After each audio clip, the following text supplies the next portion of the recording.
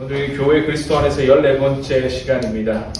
지혜의 행보라는 제목으로 여러분과 함께 말씀을 대하도록 하겠습니다. 세상 살아가면서 사람들은 지혜로운 사람과 지혜롭지 못한 사람들을 구분합니다.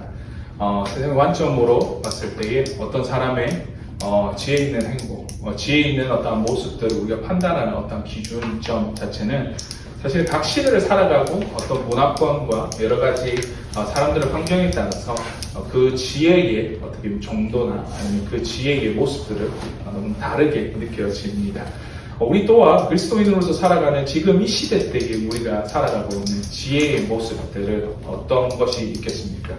세상 가운데의 경쟁 사회와 또 여러 가지 우리가 살아가는 데 있어서 세상에서 잘 살아가기 위해서는 돈도 필요하고 때로는 이러한 세상 가운데 치열한 경쟁 가운데 우리가 이기는 삶을 살아가는 것이 어쩌면 세상의 관점으로 볼 때에 그들의 보기에는 지혜로운 사람의 모습일 것입니다.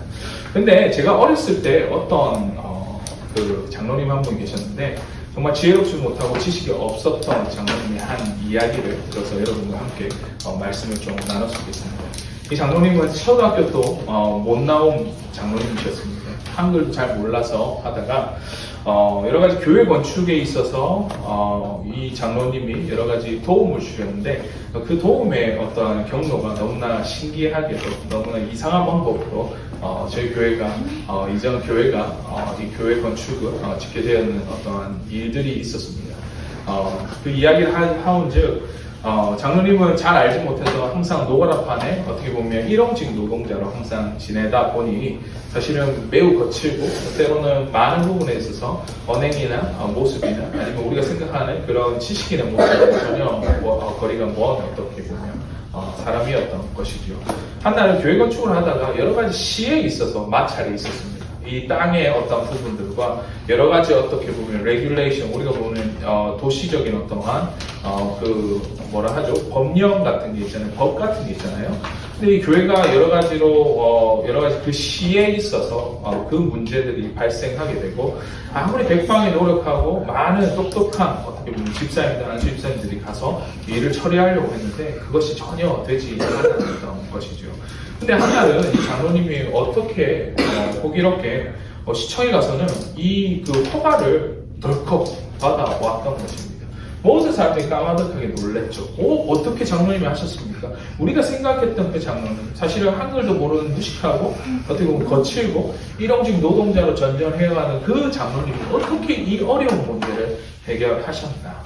알고 보니까 그 장로님께서 이런 노동직을 하면서 여러 가지 시구청에 있는 직원들과 많이 관계를 하셨던 것이죠. 그 가운데 성실하게 일하고 그분들의 어떻게 보면 일들을 도와주고 여러 가지 부분에 있어서 그 장로님께서 그런 관계가 있었기 때문에 그 시청 직원에게 가서는 좀 우리 교회 이런 사정이니 좀 봐달라.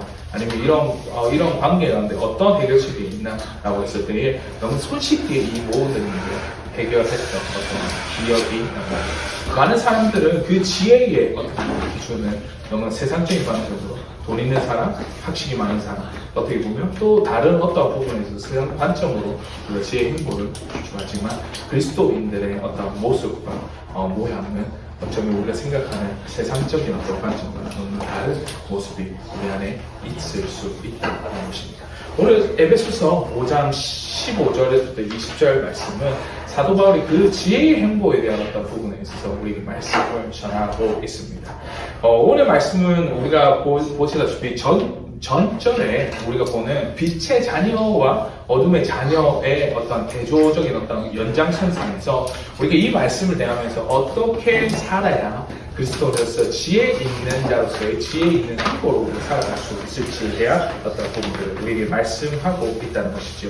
오늘 본문은 그래서 세 가지의 어떤 부분에서도 우리에게 말씀하고 있는데 이 세 가지 모습을 통해서 우리 빛의 자녀, 그 지혜 있는 자녀, 그리스도인들이 어떠한 삶을 살아야 되는지에 대한 어떤 부분들을 우리에게 말씀하고 있다는 것입니다. 첫 번째 우리가 볼 부분은 우리 15절과 16절 말씀을 함께 보겠습니다. 15절과 16절 말씀에 이렇게 말씀합니다. 그런즉 너희가 어떻게 행할지 자세히 주의하여 지혜 없는 자같이 하지 말고 오직 지혜 있는 자같이 하여 세월을 아끼라 때가 악하니라 라고 말합니다.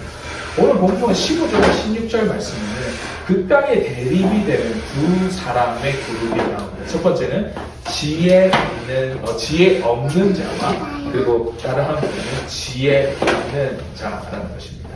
근데 오늘 상황에서 조금 우리가 이쪽으로 살펴볼 어떤 부분은 왜 15절 말씀 뒤에 16절 말씀이 우리에게 말씀하고 있냐는 것이죠. 오늘 16절 말씀에 이렇게 말합니다. 그 지혜 있는 사람과 지혜 없는 사람의 모습을 대조하면서 16절 말씀에 세월아 악기라 때가 악하니라 라고 말합니다.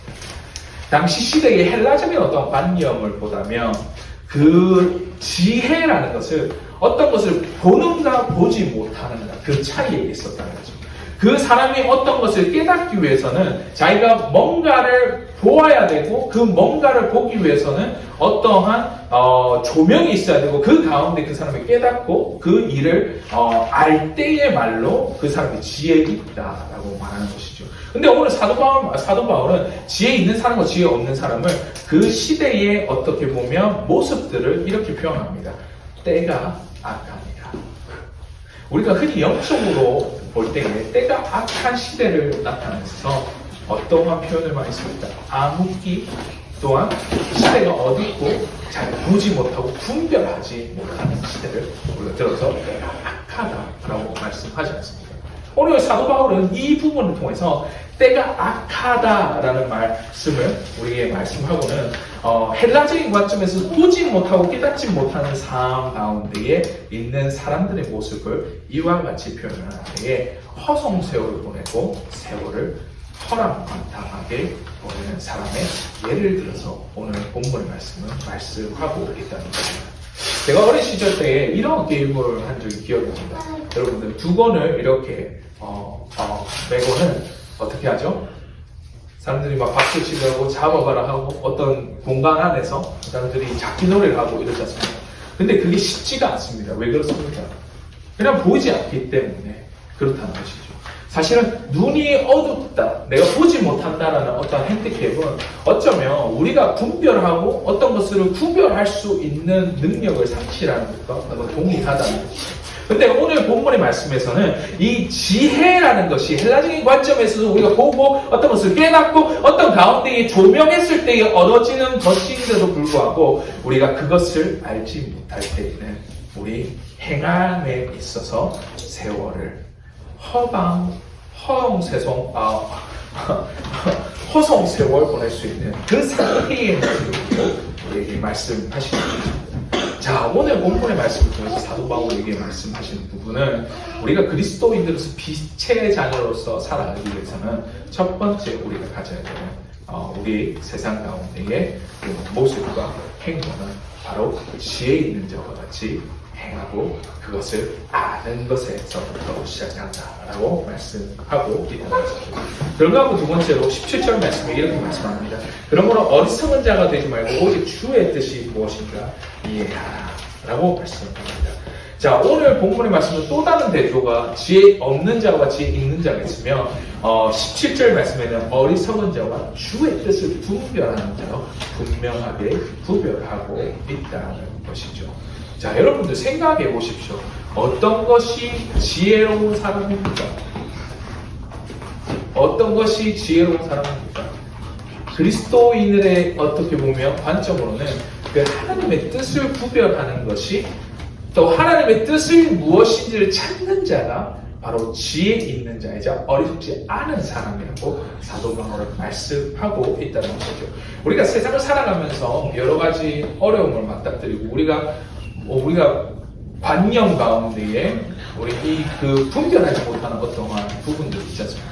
내가 이 길을 가야 되나? 어떻게 보면 이 삶을 어떻게 꾸려가야 되나? 어떻게 보면 여러 가지 길 가운데서 우리가 선택의 기로에 서 있을 때에 무엇이 우리에게 더 이익이 되는지가 어떻게 보면 세상 가운데에 지혜로운 해답이고 선택지입니다. 그런데 사도 바울은 전혀 세상적인 관점에서 우리에게 말씀하시는 부분은 세상에 네가 무엇을 하면 이익이 될까? 이것의 어떤 관념이 아니라 어리석고 어리석지 않은 어떤 기준점은 바로 하나님의 뜻을 분별하고 그 뜻을 이해하는 것이 바로 지혜 행보의 근간이다라고 말씀하고 있다는 것이죠. 그 때문에 17절 말씀에 어리석은 자가 다 지혜이며 오직 주의 뜻이 무엇인가 이해하라라고 말씀하시면서 그 이해를 하는 어떠한 삶 가운데 우리가 놓여져 있을 때에 우리가 지혜의 그리스도인으로서 빛의 자녀로서 이 세상 가운데에 그 길을 걸어갈 수 있다라고 말씀하고 있습니다. 마지막으로 세 번째, 지혜 있는 행보의 세 번째 우리가 볼 수 있는 모습, 우리 빛의 자녀로서의 모습은 18절에 이렇게 말씀합니다. 술 취하지 말라 이는 방탕한 것이니 오직 성령으로 충만함을 받으라 라고 말씀합니다. 술을 먹어본 적이 있습니다. 여러분 생활에서 술 취한다라는 그 의미가 어떤 것입니까? 사실은 오늘 본문에서 술 취한다와 성령의 충만함을 빗대어서 사도행전 말씀을 보면 마치 성령의 충만함을 입은 사람들이 세상의 관점으로 봤을 때 술 취한처럼 보았다. 그 오순절 사건에 술 취한 사람처럼 보였다라는 그런 모습들을 누가를 통해서 우리가 볼 수 있지 않는 바입니다. 세상의 관점으로서는 두 가지 어떤 모습들이 사실은 다르지 않습니다. 취함과 성령의 취함, 성령의 충만함이 어떻게 보면 그 관념상에서는 다른 것이 별거 없는 삶의 모습이지만 성경의 말씀은 분명히 취함은 방탕한 것이고 성령의 충만함을 받는 것은 지혜의 행보라고 말씀하고 있다는 것이죠. 우리가 사실은 어떤 것에 있어서 그 성령의 충만함을 받았을 때에는 우리가 사람 가운데에 느껴지는 어떤 마음의 어떤 행보 중 어떤 마음의 심령 가운데 우리가 행하는 어떤 부분들 중에 하나가 바로 담대함에 있는 어떤 결과들이 있다는 것이죠. 이처럼 우리 오늘 본문의 말씀에 있어서 우리 빛의 자녀로서의 삶을 살아가는 세 가지의 모습들이 지혜 없는 자가 되지 말고 지혜 있는 자처럼 행동하고 어리석은 자가 되지 말고 주의 뜻을 분별하는 자가 되고 또한 술 취하는 자, 그 방탕한 일을 버리고 성령의 충만함을 받는 자가 바로 하나님의 자는 빛의 자녀로서의 행위적인 모습으로서 그 증거가 이러한 모습들로 인해서 나타난다라고 말씀합니다. 그런데 그것들이 다 보여지고 우리 삶 가운데에 결과론적으로 보이는 모습은 오늘 본문 말씀인 19절과 20절 말씀에 이러한 모습으로 귀결된다라고 말씀하고 있습니다. 우리 괜찮으시면 19절과 20절 말씀 우리 한 목소리로 함께 읽었습니다. 우리 한번 읽읍시다. 시작! 시와 찬송과 신령한 노래들로 서로 화답하며 너희 마음으로 주께 노래하며 찬송하며 범사에 우리 주 예수 그리스도의 이름으로 항상 아버지 하나님께 감사하며 아멘. 오늘 본문에서 19절과 20절 말씀에 나타나는 그 귀결되는 지혜의 행보의 마지막 결과로서의 우리 모습은 무엇이라고 말씀합니다. 바로 예배라는 것이죠. 그 예배의 모습이 그 지혜의 행보로서 우리가 귀결되고 그 가운데에 우리가 보여지는 결과론적인 모습들의 삶의 어떤 행태로서 행보로서 우리에게 보여진다라고 말씀하고 있습니다. 예전에 6.25 당시에 중공군이 쳐들어오고 우리가 말하는 북한군이 쳐들어올 때에 어떤 한 집사님이 그 주일이라고 그 당시에 모든 사람이 피난을 해서 남쪽으로 내려가는 가운데에 그 집사님 한 분은 본인의 주일 성수를 위해서 교회에 나가서 예배하고 예배 드렸다가 그 북한군의 침입과 그 가운데에 그리스도인들을 처단하는 그 가운데서 순교하신 이야기가 있습니다. 세상적 관점으로 그분의 한 모습은 너무나 어리석은 모습이죠. 또한 지혜의 행보에 있어서 세상적인 관점에 있어서 지혜의 행보에 있어서 그분의 죽음은 사실 대중과 다름이 없는 모습입니다. 하지만 하나님의 관점에 있어서 그 빛의 자로서 지혜로운 모습과 행보를 우리가 살펴봤을 때에 그분이 미련하게 무식해 보이고 또한 너무나 지식이 없어 보이는 그 주일 성수를 위해서 그분이 앉아있었던 그 자리 그리고 그 예배당에 예배하는 그 자리는 어쩌면 후대에 있어서 우리에게 너무나 많은 귀감이 되고 우리에게 모델이 되며 또한 한편으로서는 그리스도인으로서의 삶의 모습 가운데에 어떠한 삶을 살아야 되는지에 대한 그 example을, 그 예시를 우리에게 들고 우리 말씀하고 있다는 것입니다. 사실은 많은 부분에 있어서 우리가 예배하는 그 자리에 나오는 이 모습들은 어떻게 보면 세상 사람들이 질타하고 시간 낭비를 하고 너무나 어리석어 보이고 지혜 없는 자처럼 보이지만 우리의 지혜의 행보 가운데 우리의 마지막 결과로서 우리가 이 빛의 자녀로서의 삶을 살아가는 데 있어서 결과로서 우리의 삶을 드러내기 위해서 바로 예배 자리에 우리가 서 있고 그 예배 자리가 우리 주님을 찬양하고 예배하며 경배하는 그 자리가 우리 그리스도인들이 마땅히 해야 되는 종교의 모습을 우리가 다시 한번 고백합니다.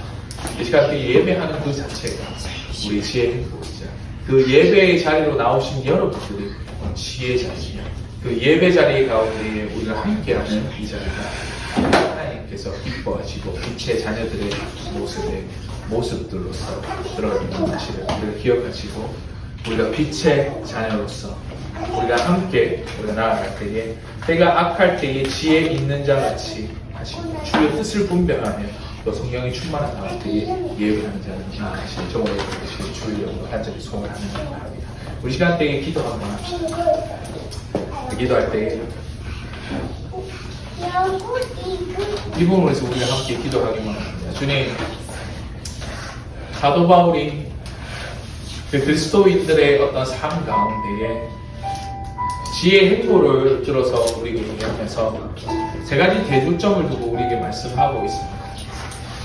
지혜 없는 자와 비에 있는 자, 어리석은 자와 주의 뜻을 분별하는 자, 그리고 마지막으로 술 취한 자와 그리고 성령으로 충만한 자를 들어서 우리에게 설명하고 있습니다.